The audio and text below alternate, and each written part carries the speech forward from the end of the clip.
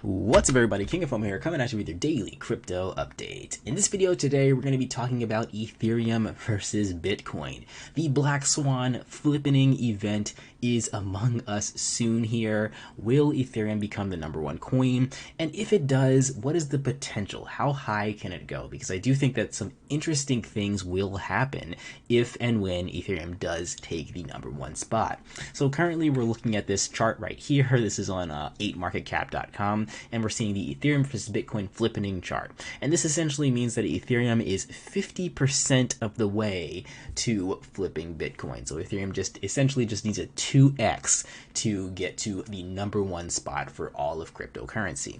And I do think that that is definitely a possibility. Some other numbers, we're going to look at a lot of different charts here in this video and really break this down. So this is the Bitcoin to Ethereum chart and the Ethereum to Bitcoin chart. And what this shows you, you really just want to focus in on this red line here. So I'm going to actually take out the main line. And what this means for this Bitcoin to Ethereum chart is the higher that line is, the further Ethereum is away from matching Bitcoin or taking the #1 spot. So if we just take a look at this, we want the line to be as low as possible on here to have Ethereum take that #1 spot. And this is the past year. I mean, you can zoom out even further, but I mean, Ethereum hasn't really been that much of a competitor to Bitcoin besides the past year or so.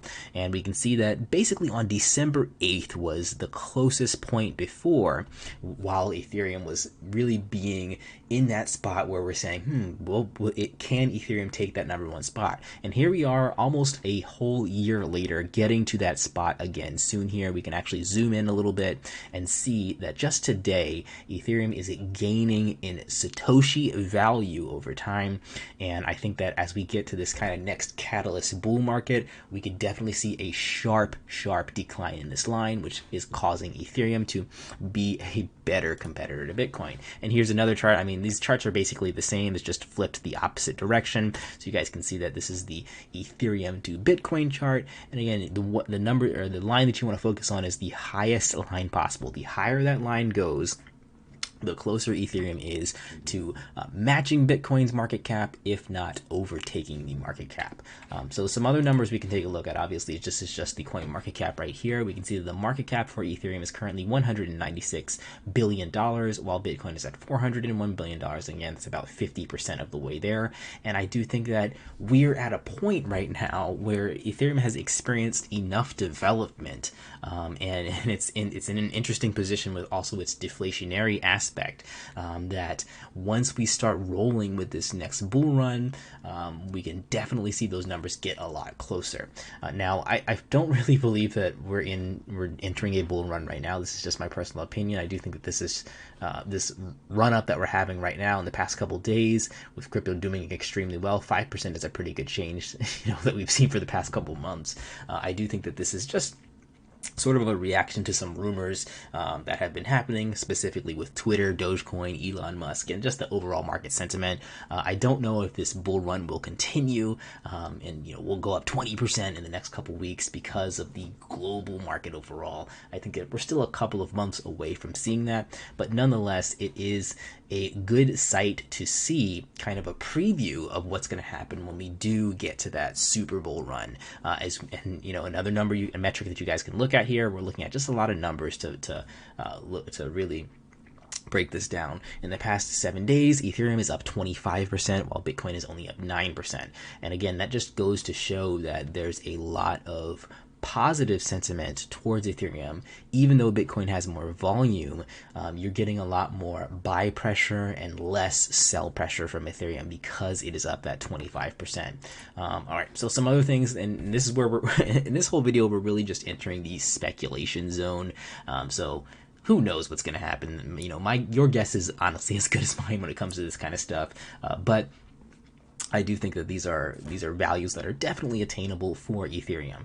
And this is just seeing what if Ethereum were to match the market cap of Bitcoin right now. So if Ethereum were to match the market cap of Bitcoin right now, we'd see a 2x. That would be a $500 billion market cap, and you're seeing a $4,000 Ethereum. And we've seen that before. Ethereum has been at an all-time high price of close to that, $4,878. And I do think that even right now, Ethereum is sort of undervalued with how much development has gone through, with the merge that has happened, the deflationary aspect that's happened, and just a lot of DeFi flocking towards EVM type coins overall in the development of Polygon and these side chains. There's just so much good news and so much use case surrounding Ethereum. I still think it's undersold or underbought right now at $1,627. So do I think that it can get to this price point of $4,201 within a year? I think that's an easy thing to do. I would not be surprised or flabbergasted if ETH did get to this value and went up, you know, even half of that. If Ethereum even went up 33% as opposed to, you know, or 25% as opposed to 50%. Or 100% right now, you know, that wouldn't really surprise me too much. So another kind of speculation zone we can get at right here is, well, what happens when the crypto market completely resumes and we're no longer in this bear global market overall? So one of the things that we can take a look at to really kind of speculate on that, let's zoom out here. We'll look at the main price of Bitcoin and just the market cap of Bitcoin overall. So the top market cap for Bitcoin back in the last super bull run, November of 2021, November 9th, November 10th, the market cap of Bitcoin hit $1.2 trillion. $1.2 trillion. Now, obviously, a lot of people think that the next bull run we're going to see prices that are significantly higher than that. So this is sort of being on the safe side for where Ethereum can go, taking that #1 spot and going beyond the previous bull market. So $1.2 trillion. Let's just take a look at what is the price of Ethereum at $1.2 trillion. That's going to put it at a price of about $10,000 per Ethereum. And I've talked about this before. I've said in my last Ethereum super optimistic video, $15,000 worth of Ethereum, $15,000 per ETH is still, I think, within the range of realistic, realistic numbers, and that's on the probably the higher end of the optimistic side, but it's not on the unrealistic side to see Ethereum hitting 15K at the top part of the next bull run. Another thing to keep in mind, and this isn't going to be a super long video, I'm sort of going to close out with this. Another thing to keep in mind is the deflationary aspect of Ethereum and how the market has reacted to massive changes in the big boy coins. And what I'm talking about here is with Bitcoin and the halvenings. Essentially, with every single halvening that Bitcoin has had, where it gets harder to mine Bitcoin, shortly after that, you have a bull market commencing after that, and you have a huge price increase because Bitcoin is more rare to get. And it's going to be an interesting scenario once we do see Ethereum take that top spot. Will the Bitcoin halving still have an effect on the entire crypto market overall? Will altcoins just follow Bitcoin at that point, or will we see a point where altcoins follow Ethereum? And that's going to be really interesting, because here's my thought process behind this. Cryptocurrency as a whole has been an extremely volatile industry since the get-go. And I think a good reason of that is because of things like the Bitcoin halving, where you just have a day, a second pass by, and things just get significantly different for mining Bitcoin and the difficulty of getting Bitcoin and the scarcity of it. It just changes within a second. And I think that is a big reason why there's so much volatility. You have movements of upwards of 20% in a week, 30% in a week, up and down all over the place. And now with Ethereum, if Ethereum does take that #1 spot and becomes the quote-unquote spokesperson for all of crypto, You won't have events like that where you have just massive swings overnight. And I think that's going to be a good thing. Crypto becoming a more stable market is going to be attractive to a lot of people who are reluctant to jump into the market. And it's going to be stable in a way that's even more positive, especially for Ethereum holders and speculators in general, because we've seen this in the past couple of days. When we do get to the bull market, I can almost guarantee you this is going to happen. This way is going to go up. People are going to be using the network more, and we're going to get to a deflationary supply for Ethereum.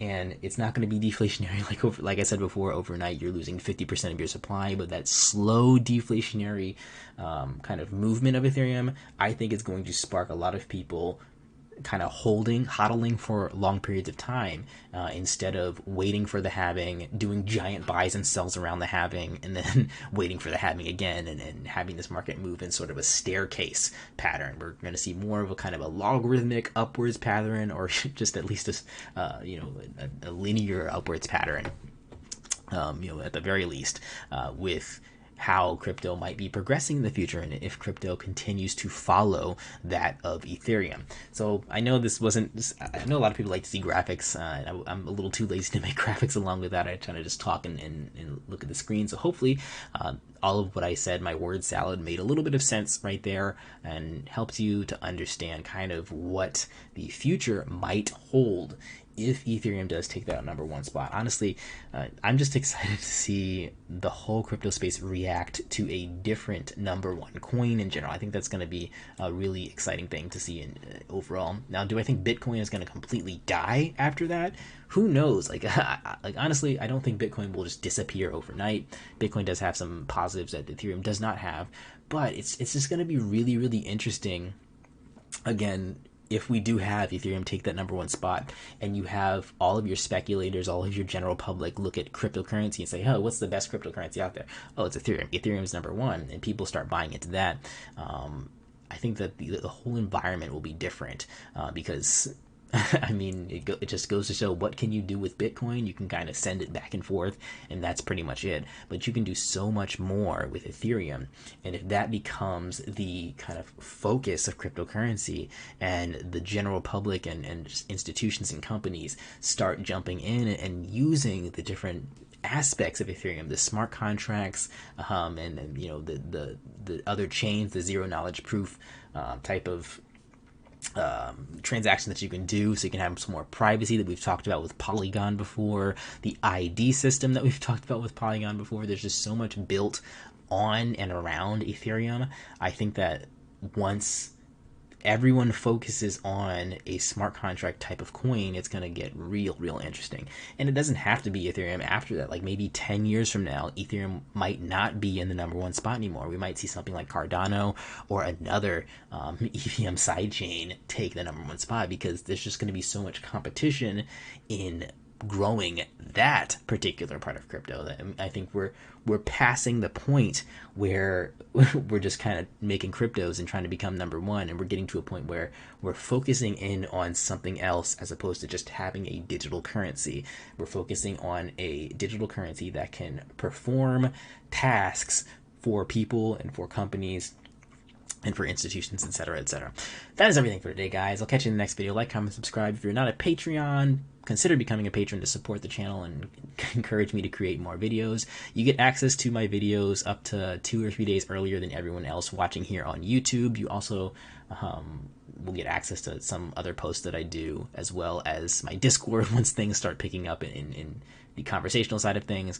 So there's a lot to gain there in the future. I'll catch you guys in the next video. Peace out.